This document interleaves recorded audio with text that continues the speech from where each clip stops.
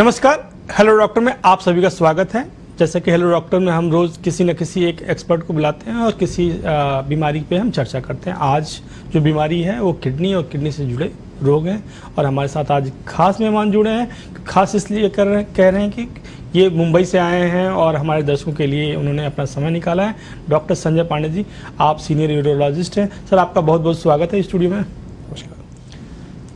मैं डॉक्टर संजय पांडे जी के बारे में थोड़ा सा बता दूं कि आप कोकिलाबेन जो धीरूभाई अंबानी हॉस्पिटल मुंबई है उसमें आप हेड ऑफ डिपार्टमेंट यूरोलॉजी हैं और आपको 25 वर्षों का लगभग अनुभव है और आप MCH और DNB हैं यूरोलॉजी में। और आपने चेन्नई के रामचंद्र मेडिकल कॉलेज में पहले एसोसिएट प्रोफेसर का भी काम कर चुके हैं और आपकी जो विशेषज्ञता है वो यूरोलॉजी में रिकंस्ट्रक्टिव यूरोलॉजी, एंड्रोलॉजी और साथ में आप जेंडर रिसाइनमेंट और रोबोटिक सर्जरी में भी हैं। तो सर, आप हमारे स्टूडियो आए और हमारे दर्शकों के लिए अपना समय दिया, ये बहुत बहुत धन्यवाद सर। सर, बढ़ते हैं सवालों की तरफ कि सर, एक यूरोलॉजिस्ट जो होता है उसका काम क्या होता है, हम थोड़ा दर्शकों को बताएं, फिर उसके बाद सवालों का सिलसिला शुरू करते हैं। अवश्य। नमस्कार, इस मंच पे आकर आपको संबोधित करने का बहुत आनंद है। यूरोलॉजिस्ट वो डॉक्टर है जो किडनी और किडनी से रिलेटेड सारे ऑर्गन्स का ख्याल रखता है। ऑर्गन्स उम्र के साथ साथ चेंज होती जाती हैं और कहीं किडनी और उसके ऊपर एड्रिनल ग्लैंड, उसके बाद यूरेटर या किडनी की वो पाइप जिसके थ्रू यूरिन आती है और उसके बाद यूरिनरी ब्लैडर जहां यूरिन स्टोर होती है और फिर पुरुषों में उसके बाद जो ग्लैंड है इसे प्रोस्टेट कहते हैं और यूरेथ्रा जो यूरिनरी पाइप है। इसके सिवा जितने गुप्तांग होते हैं, तो बेसिकली जेनेटो यूरिनरी सब्जेक्ट वो है जिसमें मेडिकल और सर्जिकल डिजीजेस की सारा ख्याल आपके यूरोलॉजिस्ट रखते हैं। अच्छा, चूंकि गर्मी का मौसम है और कहा जाता है कि गर्मी के मौसम में जो किडनी से जुड़ी जो समस्याएं हैं वो बढ़ जाती हैं, तो थोड़ा हमारे दर्शकों को समझाएं कि आखिर ये समस्याएं क्यों बढ़ जाती हैं और उन्हें किस तरह का ध्यान रखना चाहिए ताकि कोई समस्या ना हो। गर्मी का मौसम ऐसा मौसम है जिसमें बॉडी की रिक्वायरमेंट, उसकी पानी की रिक्वायरमेंट ज्यादा होगी जी। माना जाता है कि जब हम जिम में एक्सरसाइज कर रहे होते हैं या जब हम पसीना बहा रहे होते हैं तो हमें पानी की मात्रा ज्यादा लेनी चाहिए ताकि हमारी बॉडी की हाइड्रेशन मेंटेन रहे। तो ये बॉडी उस तरह का कंप्यूटर बना हुआ जिसमें सब कुछ होम्योस्टैटिक मैकेनिज्म बना रहता है। गर्मी के मौसम में क्योंकि हम पानी उतना ही ले रहे थे जितना पहले ले रहे हैं या प्यास लगती तो पानी लेते हैं और बहुत बार हम पानी के बदले में शिकंजी और शरबत से काम चला लेते हैं। याद रखें, गर्मी के मौसम में जो पसीना बहता है वो एक इनविजिबल पर्सपिरेशन होता रहता है। जिस तरह की ह्यूमिडिटी होती है, जिस तरह का पसीना बहता है, एक हम हर समय डिहाइड्रेटेड स्टेट में माने जाते हैं। हमारी स्टेट ऑफ हाइड्रेशन थोड़ी सी कम रहती होगी। मिसाल के तौर पे जब हम यूरिन पास करते हैं तो वो गाढ़ा रंग का यूरिन होता है। मिसाल के तौर पे हमें जब अपने स्किन को फील करते हैं तो वो उसमें एक तरह की टर्गर प्रेशर कम रहती है। तो गर्मी के मौसम में क्योंकि हाइड्रेशन की रिक्वायरमेंट ज्यादा है और अगर आपने अपनी पानी की मात्रा नहीं बढ़ाई और बॉडी को उतना पानी नहीं दिया तो किडनी जो यूरिन बनाती है वो यूरिन कंसंट्रेटेड होता है। और सबसे कॉमन प्रॉब्लम कंसंट्रेटेड यूरिन में सुपर सैचुरेशन ऑफ सॉल्यूट्स, जिसके कारण पत्थर बनने के चांसेस ज्यादा होते हैं। ये सबसे कॉमन बीमारी है किडनी की और इस प्रांत में जहां हम हैं और इस पूरे भारतवर्ष में किडनी स्टोन्स एक तरह की एपिडेमियोलॉजिकल बीमारी है जो समर सीजन में ज्यादा देखी जाती है। तो हाइड्रेशन या पानी ज्यादा लेना बहुत जरूरी है। साथ ही यूरिन का एसिडिक होना और स्मेल होना, यूरिन में इंफेक्शन होना, ये सब चीजें इस मौसम में ज्यादा बढ़ जाती है। तो समर सीजन हमारे लिए एक उस तरह का सीजन है जहां हम जिम से लौटे तो बहुत ज्यादा पसीना बहाए तो पानी पी रहे हैं। अब हम समर सीजन में हैं तो हमारी इनविजिबल पर्सपिरेशन बढ़ती जा रही है और कहीं ना कहीं हमें ये चौकन्ने रहना पड़ेगा कि हमारी हाइड्रेशन की स्टेटस अच्छी बनी रहे। वो बहुत कॉमन आदमी के लिए यूरिनरी स्टेटस, अगर यूरिन बहुत गाढ़ा है मतलब आप डिहाइड्रेटेड हैं, किडनी को और पानी चाहिए ताकि वो सारे तरल पदार्थ को निकाल सके, यूरिन को लेस एसिडिक रखे, उसमें बदबू ना आए और इन्फेक्शन ना हो जी। अच्छा सर, जैसे कुछ लोग होते हैं कि जैसे पानी लिक्विड लेते हैं, कुछ ऐसे आप मतलब शरबत ले लेते हैं, लेकिन कुछ ऐसे अभी हर जगह अवेलेबल है सोडा ड्रिंक्स ले लेते हैं, तो क्या ये डिहाइड्रेशन के लिए मतलब अच्छा है या इसके मतलब नहीं लेना चाहिए? पानी की कोई सब्स्टिट्यूट नहीं हो सकती। कहने का मतलब ये है, आज सब जगह कैफे कॉफी डे और स्टारबक्स आ गया है तो लोगों को प्यास लगती है, लोगों की आदत हो चुकी है और मीटिंग्स में हम आजकल कॉफी में मिल लेते हैं और उतने चाय से हमारा काम चल जाता है। याद रखिएगा, अगर आपका जीभ सूखा हुआ नहीं है तो फिर आपको ज्यादा प्यास नहीं लग रही है, पर वो सच्चाई नहीं। हम इतने व्यस्त दिनों में लगे रहते हैं, हमें बहुत याद नहीं रहता कि पानी पीना उतना जरूरी है। तो सोडा पी लेना, चाय पी लेना, कॉफी पी लेना, ये सब शायद पानी को सब्स्टिट्यूट ना कर पाए। पानी का अलग एक मिसाल होता है और हम स्टोन फॉर्मर्स में बोलते हैं कि आप जरा पानी की मात्रा इस तरह से बढ़ाएं जहां सुबह, दोपहर, शाम, रात पानी की मात्रा डिवाइड करके पिए। रात को सोने के पहले पानी पी के सोएं ताकि आपकी किडनी काम कर रही है और उसको वो रॉ मटेरियल इंग्रेडिएंट मिला हुआ है ताकि वो अपनी जो यूरिन बनाए वो डाइल्यूट रहे, सुपर सैचुरेटेड ना रहे। तो जी। पानी का कोई सब्स्टिट्यूट नहीं हो सकता। बिल्कुल। बढ़ते हैं अब सवालों की तरफ से। सर, आप यूरोलॉजिस्ट हैं, तो आप एक यूरोलॉजिस्ट से आप एक एंड्रोलॉजिस्ट भी हैं, तो आपको मतलब एंड्रोलॉजी क्या है, थोड़ा हमारे दर्शकों को बताएं। एंड्रोलॉजी की अगर बात कर रहे हैं तो एंड्रोलॉजी पुरुषों के गुप्तांग और पुरुषों की फर्टिलिटी से रिलेटेड होता है। ये बहुत ही इंपॉर्टेंट सवाल है और इस सवाल का हमें वो जवाब देने की जरूरत है, बिकॉज बहुत बार ये सब चीजें एक शर्म में छुपी रहती हैं। पुरुष जब उस उम्र के होते हैं, जब वो फॉर्मेटिव ईयर्स में होते हैं, तो उनके लिंग का काम, उनकी स्पर्मेटोजोआ काम, उनकी फर्टिलिटी का काम, ये सारा कुछ भी बाकी बीमारियों की तरह गड़बड़ हो सकता है और पुरुष को पता नहीं होता है किसके पास जाए। तो बहुत बार नीम हकीम और बहुत बार आयुर्वेदिक दवाइयों से शायद काम ना बन पाए, बिकॉज इसकी कोई साइंटिफिक रीजन होती है। तो एंड्रोलॉजिस्ट वो है जो पुरुषों की शैली, पुरुषों की गुप्तांग की जो बीमारियां होती हैं, उसकी बीमारियों का एक इलाज करें। उसके लिए मेडिकल ट्रीटमेंट है, उसके लिए सर्जिकल ट्रीटमेंट है, उसके लिए फॉलोअप है। उनकी फर्टिलिटी का, जो दंपति जीवन में बच्चों का पैदा होना, उसके लिए जो वीर्य की जो कीटाणु की चेंजेस होती है, उनके हार्मोन की चेंजेस होती है। तो एंड्रोलॉजी सब्जेक्ट वो है जिसमें पुरुषों के हार्मोन्स, पुरुषों के गुप्तांग की कैपेबिलिटी और उनके आगे बढ़ते हुए उनके वीर्य और उस सब चीजों की जो गड़बड़ हो रही है, उस गड़बड़ को ठीक करने के लिए जो भी कुछ लगता है, दवाइयां, मेडिसिन, कंसल्टेशन और उसके बाद पार्टनर पार्टिसिपेशन, इन सब पे गौर करते हैं। और एक बहुत बड़ा सब्जेक्ट है जो अब तक शायद थोड़े से शेम में छुपा हुआ था। जी, बिल्कुल। अच्छा सर, जैसे अभी कोरोना आया, कोरोना के बाद से लोगों ने अपने सेहत पे ध्यान देना शुरू किया, तो अलग अलग जैसे कहते हैं कि भाई वो डेली रूटीन में किन बातों का रखें, कि ध्यान रखें, खान पान में उनका कैसा होना चाहिए। ऐसे ही अगर बात करें जो यूरोलॉजी में या फिर यूरो से रिलेटेड जो समस्याएं होती हैं, उससे बचाव करने के लिए लोगों में किस तरह की जागरूकता होनी चाहिए? बहुत अच्छा क्वेश्चन। जागरूकता कोरोना के समय में हमें अपने बारे में ज्यादा इसलिए मिला बिकॉज हम अपने हेल्थ के बारे में बहुत बात कर पाए, अपने बारे में अपने आप को समझ पाए कि हम अपनी जिंदगी को बिल्कुल पटरी और डिसिप्लिन पे लाएं। तो यूरोलॉजिकल डिजीजेस में ऐसे ही एक तरह की अवेयरनेस और जागरूकता की जरूरी है। बहुत जरूरी है कि हम अपनी हाइजीन, अपनी यूरिनरी सिस्टम को मेंटेन करना और अपने बारे में जानना। याद रखिएगा, हम सब धीरे धीरे कम जवान या बूढ़े होते जा रहे हैं। हमारी ऑर्गन्स की जो चेंजेस हो रही हैं वो हमारे नॉलेज में और हमारी परमिशन से नहीं होती, वो चेंज होती रहती है और उस चेंज को बहुत बार हम रोक ना पाए क्योंकि बहुत धीरे धीरे हो रहा है। और ऐसे कंडीशन में अगर हमें अपनी किडनीज का ख्याल रखना है, अपनी यूरिनरी सिस्टम का ख्याल रखना है, तो कुछ कुछ चीजें हैं जिसमें पहला, अगर हमें यूरिन लगा तो हम यूरिन को बहुत ज्यादा पोस्टपोन ना करें। पेशाब की थैली एक तरह की बलून है, एक तरह की इलास्टिक स्ट्रक्चर है जो एक समय के बाद, उसके बाद वो फिर फिसल जाती है, बहुत स्ट्रेच हो जाता है, फिर वो इलास्टिसिटी खत्म हो जाती है, पहला। दूसरा, हमें अपना सेहत ध्यान रखने के लिए किडनी को वो सब कुछ सप्लाई करने की जरूरत पड़ेगी जिसे हम पानी कहते हैं। अगर हम वो दे नहीं पा रहे तो किडनी जो अपना काम कर रही है, एक तरह से इतना कुछ ब्लड को प्यूरिफाई करके ला रही है और वो प्यूरिफाई करते वक्त जो सॉल्यूशन है, शरबत बना रही है, वो शरबत में अगर बहुत ज्यादा कंसंट्रेशन है सॉल्यूट्स का तो पत्थर बनते रहेंगे। एक बहुत मॉडर्न एपिडेमियोलॉजिकल बीमारी है इनकॉन्टिनेंस ऑफ यूरिन। अगर पेशाब लीक हो रहा है और हम कंट्रोल नहीं कर सकते या हम खांसी करते हैं, छींकते हैं, औरतों में जो 50 साल के बाद होता है और हम डायपर्स पहन रहे हैं, तो ये शायद सही नहीं है।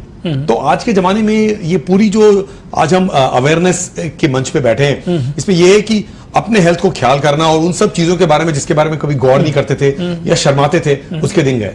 यूरिनरी सिस्टम का ख्याल आप रख सकते हैं। अगर आपको लगता है कोई चीज इसमें गड़बड़ जा रहा है तो हम आगे बढ़े। जी, हेलो डॉक्टर, में अब समय हो चुका है एक छोटे से ब्रेक का। ब्रेक के बाद से भी हम बात करेंगे किडनी से जुड़ी जो समस्याएं हैं, किडनी से जुड़े जो रोग हैं, उस पर हम बात करेंगे। और हमारे साथ आज खास मेहमान जुड़े हैं मुंबई के कोकिलाबेन हॉस्पिटल से doctor Sanjay Pandey ji.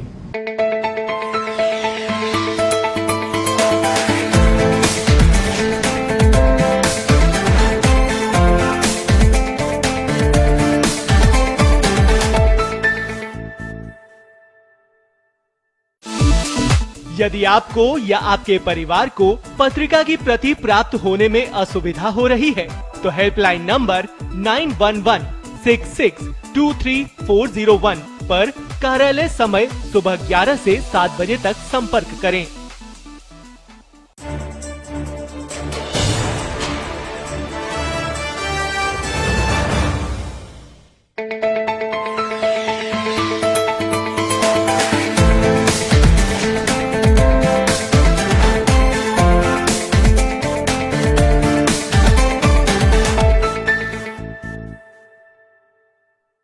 Hello doctor, मेरे ब्रेक के बाद एक बार आप सभी का फिर से स्वागत है। हम लोग बात कर रहे थे किडनी से जुड़े जो रोग हैं और हमारे साथ जो मेहमान जुड़े हैं मुंबई से डॉक्टर कोकिलाबेन हॉस्पिटल के डॉक्टर संजय पांडे जी। सर, हम लोग बात कर रहे थे कि किडनी से जुड़े जो रोग हैं, सर एक जो समस्या होती है खासकर पुरुषों में या मतलब किसी में भी हो सकती है कि यूरिन रोक ना पाने की समस्या। तो ये किस तरह की बीमारी है, कैसे इसमें बचाव कर सकते हैं, क्या सावधानी रखनी चाहिए? ये बहुत ही प्रेवलेंट बीमारी है, यूरिन रोक ना पाना।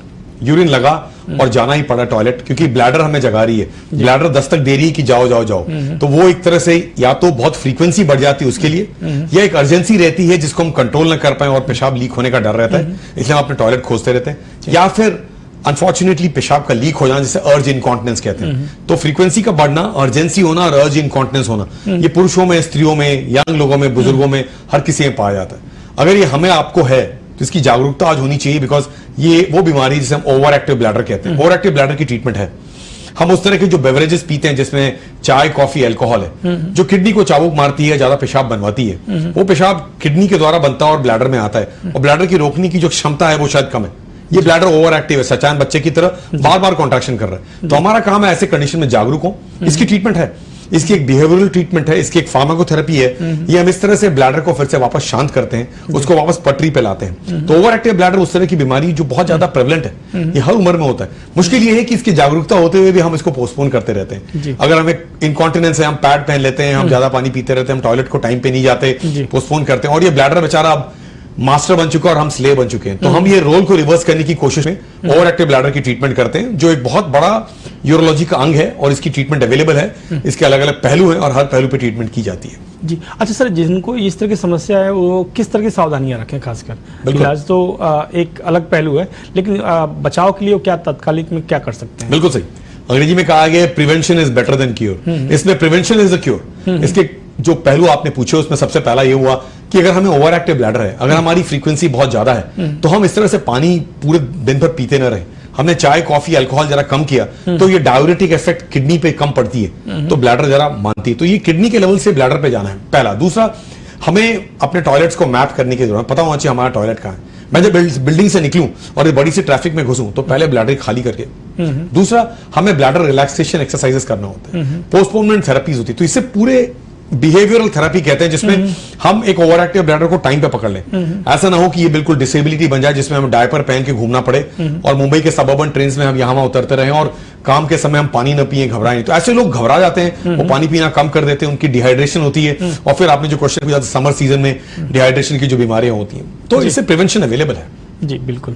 अच्छा सर, आप चूंकि रोबोटिक्स जो सर्जरी है उसके एक्सपर्ट हैं, तो यूरोलॉजी में रोबोटिक्स का काम क्या है और किस तरह से ये रोबोटिक्स मतलब यूरोलॉजी के जो रोग हैं उसमें काफी मदद कर रही है?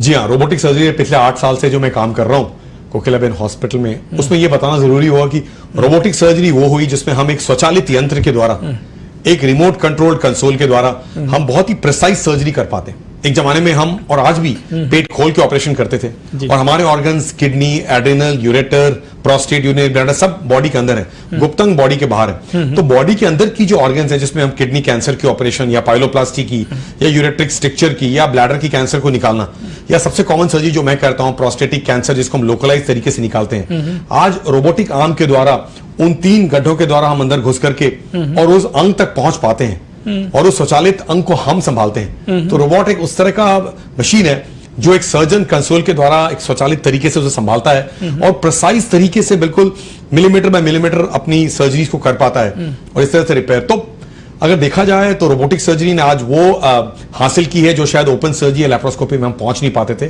प्रिसीजन और रिकवरी की जो लेवल पहुंच चुकी है, जो पिछले 8 साल से मैं कैंसर की सर्जरीज में और रिकंस्ट्रक्टिव सर्जरीज दोनों में काम कर रहा हूं, तो हर तरह की सर्जरी जो किडनी पे, एड्रिनल पे, यूरेटर पे, यूरिनरी ब्लैडर और प्रोस्टेट पे, और फिर औरतों में वेसाइकोवेजाइनल फिस्टुला और इनकॉन्टिनेंस और सैक्रोकॉल्पोपेक्सी की जिस तरह की सर्जरीज हैं, आज रोबोटिक के द्वारा हम उस लेवल को पहुंच चुके हैं जहां रिकवरी इतनी फास्ट होती है कि पेशेंट कहता है अब मैं घर जाऊं क्या, मैं तो बिल्कुल ठीक हो गया। तो वो चीर फाड़ का जमाना थोड़ा घट चुका है और बहुत right approach to right individual के आधार पे किस पेशेंट को रोबोटिकली हम किस लेवल पे ले जाएं और इंप्रूव करें, वो आज बहुत ऊंचे लेवल को जा चुका है। बिल्कुल। अच्छा सर, छोटे बच्चों में जो बिस्तर गीला करने की जो समस्या होती है, ये थोड़ा हमारे दर्शकों को इसके बारे में समझाएं कि ये कैसे इसको पहचानें, कैसे बचाव करें। और बच्चों को आमतौर पर क्या होता है कि गांव में डांटने लगते हैं, कभी मार भी दिया, तो इस तरह से नहीं करना चाहिए, ये भी हमारे दर्शकों को बताएं। बहुत बहुत इंपॉर्टेंट अहम क्वेश्चन है आज हर नागरिक के लिए, हर श्रोता के लिए। ब्रेन और ब्लैडर की जो रिदम होती है, ब्रेन और यूरिनरी ब्लैडर की रिदम, ये 3 से 5 साल में डेवलप होना शुरू होती है। और इससे बहुत बड़ा योगदान हर माताजी का होता है जो बच्चों को टॉयलेट ट्रेनिंग देती है। ये टॉयलेट ट्रेनिंग के समय, दिन के समय तो सब कुछ हमारे कंट्रोल में है, हम जगे हुए, हमें टॉयलेट दिखता है। रात को जब हम निद्रा में और डीप निद्रा में जो हम स्वप्न देख रहे हैं, उस समय ब्लैडर की जो कंट्रोल है वो हमारे बस में नहीं होता। और ये ट्रेनिंग पीरियड में जो 3 से 5 साल का उम्र है, इसके बाद की जो उम्र है, उस उम्र में हमें जागरूक होने की जरूरत है। तो बच्चों को डांटना, बच्चों को उनको हर तरह की मुश्किल में डालना उनके फायदे का नहीं, बिकॉज उनकी ये गलती नहीं है, वो भी आपके मेरे ऐसे डीप स्लीप में सो रहे होते हैं। होता क्या है, इस समय जो ब्लैडर की एक्टिविटी है वो सिर्फ ब्लैडर की एक्टिविटी नहीं होती है, उस समय ब्रेन और ब्लैडर की रिदम पूरी डेवलप नहीं हुई है। 6 से 15 साल का अगर कोई बच्चा है, लड़का हो या लड़की हो, और अगर उसमें बेड वेटिंग की शिकायत है, हम एन्यूरेसिस या बेड वेटिंग कहते हैं, तो ये सही बात नहीं है। हमें अपने पेडियाट्रिशियन को, हमें अपने यूरोलॉजिस्ट को अपने शहरों में दिखाने की जरूरत है। क्यों? क्योंकि हम ये ब्रेन और ब्लैडर के रिदम को जागरूक करके वापस पटरी पे ला रहे हैं। बहुत बार ऐसा होता है कि हम इसकी ट्रीटमेंट न कराएं, हम शायद इस ट्रीटमेंट से वंचित हैं, या हम इस अवेयरनेस से वंचित हैं जो आज इस प्लेटफॉर्म से हम ले पा रहे हैं। तो ऐसी कंडीशन में बच्चा डेवलप होता जाता है, बाकी सब ठीक होती है, लेकिन रात को बेड वेटिंग खत्म नहीं होती। कभी रात को 2 बार बेड वेटिंग कर रहे हैं, कभी हफ्ते में 2 बार बेड वेटिंग कर रहे हैं। याद करिए, अगर वो बच्चा 15 साल का, 16 साल का है और हॉस्टल में जाने की जरूरत हुई तो हिचकिचाता है, उसकी ये जो पूरी जो कला है वो सब कुछ मॉरली डाउन हो जाता है। इसके बाद की उम्र है, मैंने देखा है 22-25 साल की उम्र में भी लोग बेड वेटिंग कर रहे हैं। अब उनको शादी करने को जी नहीं करता, वो घबराते हैं, वो होटलों में नहीं रह सकते, वो हॉस्टल में नहीं रह सकते। तो कहने का मतलब है कि ये उस तरह की क्वालिटी ऑफ लाइफ डिजीज है जो पेडियाट्रिक एज से, एडोलेसेंट एज से आगे बढ़ते हुए, इसमें आपका और मेरा जानना बहुत जरूरी है। इससे बच्चों को डांटना और बच्चों को इसमें किसी तरह का एक्सरसाइज करना अच्छी बात नहीं है। ये बिल्कुल ट्रीटेबल है, इसकी दवाइयां होती हैं और इसकी बिहेवियरल थेरेपी होती है। तो इसकी अलार्म थेरेपी होती है जहां पेरेंट्स इस पे बहुत भावुक होते हैं। दूसरा है, आज वो दवाइयां हैं इस देश में जो पहले नहीं थी, वो दवाइयां जिसमें कोई कॉम्प्लिकेशन नहीं है, वो दवाई जो आपको आपकी रातों को बिल्कुल संभाल के रखता है। और फाइनली एक समय ऐसा आता है जहां इन दवाइयों को एस्केलेट करते हुए, डीएस्केलेट करते हुए बच्चा ड्राई हो जाता है। तो 6 से 15 साल के बच्चों को बिल्कुल सही तरीके से अपने यूरोलॉजिस्ट को दिखाने की जरूरत है, ताकि हम इसकी कंट्रोल लें और रातों को बिल्कुल संभाल के रखें। जी। अच्छा सर, प्रोस्टेट को लेके ढेर सारे मिथ्स हैं, काफ़ी मतलब लोग कई बार उसको मतलब इलाज कराने से भी बचते हैं, तो ऐसा क्यों होता है? और इसके जो मिथ्स हैं हमारे दर्शकों को समझाएं थोड़ा। ये बहुत इंपॉर्टेंट क्वेश्चन इसलिए हुआ बिकॉज प्रोस्टेट के मिथ्स बढ़ते जा रहे हैं। तो बिल्कुल याददाश्त के लिए, प्रोस्टेट वो मेल ऑर्गन है जो हार्मोन्स के द्वारा चेंज होता है, और ये गुप्त अंग उस तरह का है जो यूरिनरी ब्लैडर के ठीक नीचे, ब्लैडर नेक पे होता है। तो यूरिनरी पैसेज को ब्लॉक करने की कोशिश करता है। यूरिनरी पैसेज अपने में एक पतली सी पैसेज, हम सबको पता है भगवान ने यूरिनरी पैसेज कितना पतला दिया है, और अगर प्रोस्टेट उसे कंट्रोल कर रहा है और चेंज होते होते अगर साइज उसकी बढ़ती जा रही है, रास्ते को अंदर से ब्लॉक करता है, तो पेशाब खुल के नहीं आता। बहुत बार वो इतनी स्लो और प्रोग्रेसिव चेंज है कि हमें पता भी नहीं चलता और हमारी चेंजेस हो रही है। जी। 50 साल के बाद प्रोस्टेट की चेंज हार्मोन्स के द्वारा इस तरह से होती है कि हम अपने आप में जागरूक हो जाए। इसमें से कोई नहीं बच सकता, हर पुरुष के लिए चेंज होना ही होना है, किसी के 50 साल में, किसी के 70-80 साल में। तो उस तरह के मिथ हैं जिसमें लोग कहते हैं कि ये बुजुर्गों की ही बीमारी है, बुढ़ापे में ही आएगा। ये सच नहीं है। बुढ़ापे में तब पकड़ में आया बिकॉज चलते चलते आज यहां पहुंचा, पहला। दूसरा, लोग कहते हैं कि मेरा प्रोस्टेट बहुत बढ़ गया है। प्रोस्टेट की साइज और प्रोस्टेट का जो कर्तव्य है उस पर डिफरेंस है। प्रोस्टेट पेशाब के रास्ते को अंदर से ब्लॉक करने की कोशिश कर रहा है। उसकी साइज बहुत बड़ी हो या बहुत छोटी इंपॉर्टेंट नहीं है। मैं इसलिए कहता हूं साइज डज नॉट मैटर। क्या मैटर करता है? उनकी कंप्लेंट्स। तो हम जब एक तरह की इंटरनेशनल प्रोस्टेट सिम्टम्स स्कोर से पूछते हैं, पेशाब खुल के आ रहा है कि नहीं, पूरा खाली हो रहा है कि नहीं, जोर लगाना पड़ रहा है, और ये सब चीजें गड़बड़ होती जा रही है और हम और आप इसे भूलते जा रहे हैं या टालते जा रहे हैं, तो शायद मुश्किल हो सकता है। प्रोस्टेट बीमारी में भी कैंसर हो सकती है। प्रोस्टेट के 2 डायरेक्शन हो सकते हैं। एक तरफ हार्मोन्स के द्वारा प्रोस्टेट बढ़ते हुए पेशाब के रास्ते को ब्लॉक कर रहा है, जो 40-50 साल के बाद की उम्र में देखी जाती है, जहां लोग या हेल्थ चेकअप में आते हैं या लोग कंप्लेन करते हुए आ रहे हैं, मेरा पेशाब रुक के आ रहा है, खुल के नहीं आ रहा है जी, और इसी कोई उम्र नहीं होती। काले बाल को सफेद होने में कोई उम्र नहीं होती, कभी भी हो सकती है। वैसे ही प्रोस्टेट 50 साल के बाद नहीं डिफिकल्टी देता है। दूसरा, प्रोस्टेट में कैंसरस चेंज हो सकता है, और ये भी हार्मोन रिलेटेड कैंसर है, तो ये बिल्कुल ट्रीटेबल है। तो हमारे लिए जरूरी है कि आज उस मिथ्या में ना रहें कि सिर्फ बुढ़ापे में ही कैंसर होगा या बुढ़ापे में ही प्रोस्टेट की प्रॉब्लम होगी। 50 साल के बाद हर किसी का कर्तव्य होता है कि वो पीएसए की टेस्ट कराए, अपने यूरोलॉजिस्ट से दोस्ती करे, उनसे मिले, और उस एग्जामिनेशन के द्वारा, उस पादान तक पहुंचे जहां बोले कि हम इस चीज को रिवर्स कर सकते हैं। आपकी उम्र को हम शायद रिवर्स ना कर पाए, पर प्रोस्टेट को आज श्रिंक करने की विधि है, तो आपका प्रोस्टेट बढ़ता जाए, पेशाब को तंग करता जाए, और आपके यूरोलॉजिस्ट आपके शहरों में प्रोस्टेट को श्रिंक करके और आपकी पेशाब की फ्लो को इंप्रूव कर सकते हैं। जी बिल्कुल। हेलो डॉक्टर, मैं समझ चुका है छोटे से ब्रेक का। ब्रेक के बाद से हम बात करेंगे किडनी और यूरिस से जुड़े जो समस्याएं हैं, और हमारे साथ मेहमान जो जुड़े हैं डॉक्टर संजय पांडे, आप कोकिला बेन के यूरोलॉजी विभाग में हेड हैं।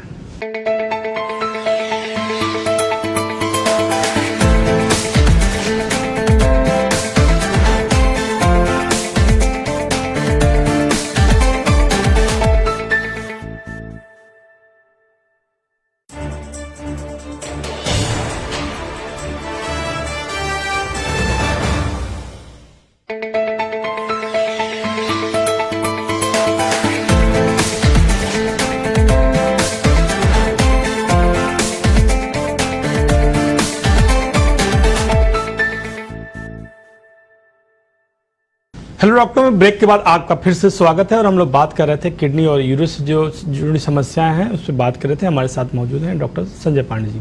सर, जैसे कुछ महिलाएं अक्सर अपनी समस्याएं में बताती हैं कि उन्हें छींकने, खांसने से भी यूरिन लीकेज की समस्या हो जाती है, तो ये किस तरह की समस्या है और उन्हें बचाव के लिए क्या करना चाहिए?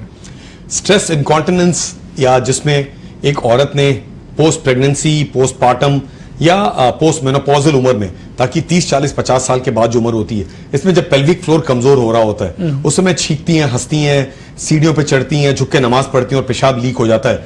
ये एक बहुत ही गंभीर प्रॉब्लम है। प्रॉब्लम गंभीर इसलिए बिकॉज ये पुरुषों में नहीं होता। स्ट्रेस इनकॉन्टिनेंस औरतों की बीमारी है, और इस बीमारी में छींकते हंसते जब पेशाब लीक हो जा रहा है तो अपनी दिनचर्या गड़बड़ हो जाती है। हम अपने घर में काम नहीं कर सकते, कुछ उठा नहीं सकते। ये प्रॉब्लम प्रेगनेंसी के बाद बढ़ती है, मेनोपॉजल सिस्टम के बाद बढ़ती है। तो इसमें जागरूकता इतनी जरूरी है, बिकॉज औरतें इसे एक उम्र के साथ साथ चेंज होते हुए मान लेती हैं, जो गलत है, एक तरह की मिथ्या है, बिकॉज ये बिल्कुल ट्रीटेबल है। अगर प्रेगनेंसी के बाद इस तरह की चीज हुई है, मेनोपॉज के बाद हुई और आप बिल्कुल फिट है, तो आपके डॉक्टर, आपके यूरोलॉजिस्ट और गायनेकोलॉजिस्ट बोलते हैं कि आप कीगल्स एक्सरसाइज करें, पेल्विक फ्लोर की बिल्कुल ट्रेनिंग करें, उस मसल्स को बिल्कुल वापस वो वहां पे ले आए। ये बहुत बारी एडवांस स्टेट में मिलता है, बिकॉज औरतों की पेल्विक फ्लोर का ढांचा अलग होता है। ऐसे कंडीशन में आज स्ट्रेस इनकॉन्टिनेंस की ऑपरेशन है। मेरे को याद है कि हफ्ते में 2 से 5 ऐसी औरतें हैं जो कहीं 5-10 साल से डायपर्स पहन रही थी, पेशाब लीक हो रहा था, काम चला रही थी, घबरा और शर्मा रही थी और नहीं आ रही थी। आज उनको हम जब कोकिला बेन हॉस्पिटल में ट्रीट करते हैं तो खुशी होती है कि हम उनको laughter their best medicine is given back, उनको वापस उनकी हंसी दे सकते हैं, खुशी दे सकते हैं, वो झुक के काम कर सकती हैं और पेशाब की थैली की उस गंभीर प्रॉब्लम को मिस न कर जाए। जी अच्छा, अगर किसी महिला को है तो बचाव में क्या क्या करना चाहिए अभी इसमें? तो बचाव की सबसे इंपॉर्टेंट ये है कि उम्र तो चेंज होती रहेगी और उम्र के साथ साथ पेल्विक फ्लोर कमजोर होता जाता है, क्योंकि पुरुषों का पेल्विक फ्लोर का ढांचा अलग है, औरतों का ढांचा अलग है। इसलिए इंपॉर्टेंट है कि अपनी फिजिकल एक्सरसाइज, अपना योगा, अपनी जो योग कर्म है और जो फिजिकल एक्टिविटी है और उसके पेल्विक फ्लोर की एक्सरसाइजेस, स्पेशली डिलीवरी के बाद ये इंपॉर्टेंट होता है कि पूरा पेल्विक फ्लोर स्ट्रेच हो चुका होता है, बहुत जरूरी है। मेनोपॉज के बाद औरतों में ये बहुत ही कॉमन प्रॉब्लम है, हम इसे एड्रेस नहीं करते, ये बहुत बार शर्म में डूबा रहता है, और इसलिए इंपॉर्टेंट है कि हम अपने फिजियोथेरेपिस्ट के पास जाएं, गायनेकोलॉजिस्ट के पास जाएं, और अगर बिल्कुल ऐसा कोई प्रॉब्लम है जो हम मैनेज नहीं कर पा रहे तो उसके लिए बहुत एक फोकस्ड एक्सरसाइजेस होती हैं। आज के जमाने में ये सब बढ़ती जा रही हैं, तो prevention is better than cure. Stress incontinence treatable भी है, क्योरेबल भी है और प्रिवेंटेबल भी है। हमें इसकी जागरूकता होने की जरूरत है। जी, अभी हम लोगों ने शुरुआत में बात की कि किडनी में पथरी एक आम समस्या है, तो सर थोड़ा हमारे दर्शकों को बताएं कि जो पथरी को लेकर आम जो मिथ हैं वो क्या क्या हैं? और बहुत सारी चीजें होती हैं कि कहते हैं कभी टमाटर नहीं खाइए, बीज वाली चीजें नहीं खाइए, दूध कम पीजिए, तो क्या ये सब सही है? तो किडनी में जो पत्थर बनता है वो यूरिनरी सुपर सैचुरेशन से बनता है। मान लीजिए पेशाब एक शरबत है जिसमें कुछ सॉल्यूट है और कुछ लिक्विड कंपोनेंट है। अगर आपने लिक्विड कंपोनेंट कम दिया तो फिर ये सॉल्यूट को डिसॉल्व नहीं कर पाएंगे, बस यही है पूरी चीज। सुपर सैचुरेशन ऑफ यूरिन जब होता है तो वो छोटे छोटे सॉल्यूट्स जुड़ के पत्थर बनने की कोशिश करते हैं। हमारा आपका काम होगा हम यूरिन को डाइल्यूट रखें, तो बहुत ज्यादा पानी पीने से कोई गड़बड़ नहीं होगा। आपकी किडनी ऐसे भी हर दिन 180 लीटर संभालती है, तो आपने अगर 1.5-2 लीटर एक्स्ट्रा पी लिया तो कुछ नहीं होगा, वो यूरिन डाइल्यूट होगी।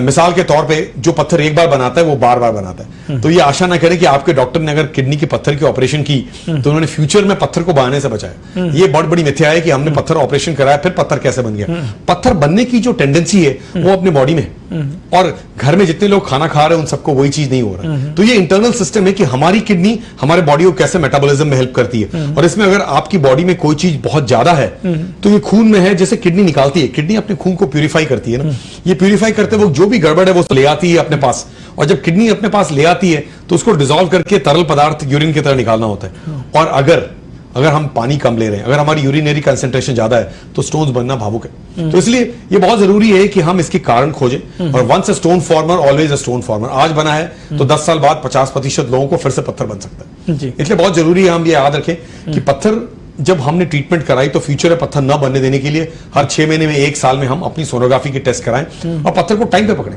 क्योंकि आज इतनी गवेषणा हो चुकी है, इस तरह की ट्रीटमेंट आ चुके हैं जहां हम फ्लेक्सिबल यूरोट्रोस्कोप के साथ किडनी में पहुंच के पत्थर को निकाल लेते हैं। वो जमाना था जहां हम लिथोट्रिप्सी करते थे। तो ट्रीटमेंट बहुत आगे जा चुकी है। ये इंपॉर्टेंट है कि हम अपने आप को इसके बारे में जाने। अब ये याद रखें कि टमाटर की बीज और लेडीज फिंगर, भिंडी की बीज और जितने भी बीज हैं, इनसे पत्थर नहीं बनता। ये मिथ्या अब शायद बंद हो जानी चाहिए इस देश में कि हम बीज से पत्थर बनता है। जो भी बॉडी की मेटाबॉलिज्म है उसमें जो तरल पदार्थ है वो यूरिन के द्वारा आता है, जो सॉलिड पदार्थ है, जो अनडिजॉल्व पदार्थ है जिसमें सारे बीज हैं, वो मोशन के पैसेज के थ्रू जाते हैं। तो बीज से पत्थर नहीं बनता। बहुत साग और बहुत दूध ले लिया और पोस्ट मेनोपॉजल लेडीज कैल्शियम खाती हैं तो इससे पत्थर नहीं बनता। ये तो पूरी अंदर की मेटाबॉलिज्म है जिसमें आपका यूरिन सुपर सैचुरेट हो रहा है, उसे सुपर सैचुरेट ना होने दें। ये बताना जरूरी होगा कि नींबू और ऑरेंज में सिट्रेट होता है और सिट्रेट एक कंपोनेंट है जो कैल्शियम ऑक्सलेट को जुड़ने नहीं देती। तो यूरिक एसिड स्टोन्स और कैल्शियम ऑक्सलेट स्टोन जो सबसे कॉमन स्टोन्स है भारत में, इन दोनों को ना जुड़ने देने की सबसे इंपॉर्टेंट थेरेपी आज के जमाने में सिट्रेट थेरेपी है, जो बहुत से अलग अलग विषयों में मिलती रहती है। इसका सबसे कॉमन नेचुरल पदार्थ है नींबू और ऑरेंज। तो अगर सिट्रेट की मात्रा अच्छी है और पानी की मात्रा अच्छी है तो सिट्रेट दो चीज को जुड़ने नहीं देता और पानी सब कुछ को डिसॉल्व करते रहता है। पत्थर से बचना हमारा आपका काम है, बिकॉज जिस तरह के प्रांत में हम हैं पत्थर बनना बहुत ही कॉमन है, बिकॉज यहाँ पे यूरिन सुपर सैचुरेट हो रहा है। जी अच्छा सर, जैसे कि कहते हैं कभी कि 10 mm का पत्थर है तो निकल जाएगा सर्जरी से, या कभी कहते हैं 6 mm। तो हमारे दर्शकों को थोड़ा समझाएं कि कितने mm की जो पथरी होती है उसको सर्जरी की जरूरत होती है और कितने से छोटे होती है उसमें दवा से भी काम चल सकता है। बहुत बढ़िया, तो ये बहुत अच्छी क्वेश्चन है और इसको मैं इस तरह से टच करना चाहूं कि पत्थर की दो ही नेचुरल हिस्ट्री होती है। वो बन रही किडनी में है और किडनी से एक पतली सी पाइप के द्वारा नीचे ब्लैडर में जाना चाहती है। ये क्यों? क्योंकि एक तरह का ये कब होगा हमें पता नहीं है। शनिवार की रात 31 दिसंबर की रात कभी भी पत्थर में जो किडनी में पड़ा हुआ वो नीचे निकल सकता है। वो निकलते वक्त पतली सी पाइप से निकलने की कोशिश करता है जिसकी साइज ऊपर थोड़ी चौड़ी है लेकिन नीचे पतली पतली और सबसे पतली होती जा रही है। तो याद रखें आप कि अगर पत्थर किडनी में है तो उसके दो ही तरीके हैं, या तो वो किडनी के पाइप में गिर के इमरजेंसी करेगा, नंबर 1। नंबर 2, वो बढ़ता जाएगा दशक बाय दशक। तो हमें किडनी के पत्थर को यूं नहीं छोड़ना है। दूसरा, छोटे पत्थर किडनी के पाइप में आ तो जाते हैं पर अगर निकल नहीं पा रहे तो क्यों निकल नहीं पा रहे? क्योंकि पाइप पतली है और पत्थर बड़ा है और आकर के निकलने की कोशिश कर रहा है, तो वो पीड़ा, दर्द, बुखार वगैरह वगैरह ये सही नहीं होगा। इसलिए इंपॉर्टेंट है कि अगर किडनी के पत्थर किडनी में है तो उनको वही ट्रीट करें। और वहां ट्रीटमेंट की जो बेसिक और ट्रेडिशनल ट्रीटमेंट थी वो लिथोट्रिप्सी थी। आज के जमाने में फ्लेक्सिबल यूरोट्रोस्कोपी, जहां जैसे फ्लेक्सिबल टेलीस्कोप्स होते हैं, हम दूरबीन के रास्ते अंदर जाके किडनी से पत्थर को लेके आ गए। बिकॉज ये जो पाइप बनी हुई है ये पाइप बहुत ही नाजुक पाइप होती है, 2 से 4 मिलीमीटर की, जिसमें 6, 8, 9 मिलीमीटर का पत्थर फंस तो जाए लेकिन निकलना आसान नहीं होता। ये और है कि हमें दर्द ना हो और दर्द के कारण ना हो तो हम शायद बहुत बार भूल जाते हैं। तो किडनी और किडनी की पाइप में पत्थर फंसा होना अपने में खुशी की बात नहीं है। ये वहां या बढ़ेगा या आपकी किडनी और पाइप को तंग करेगा।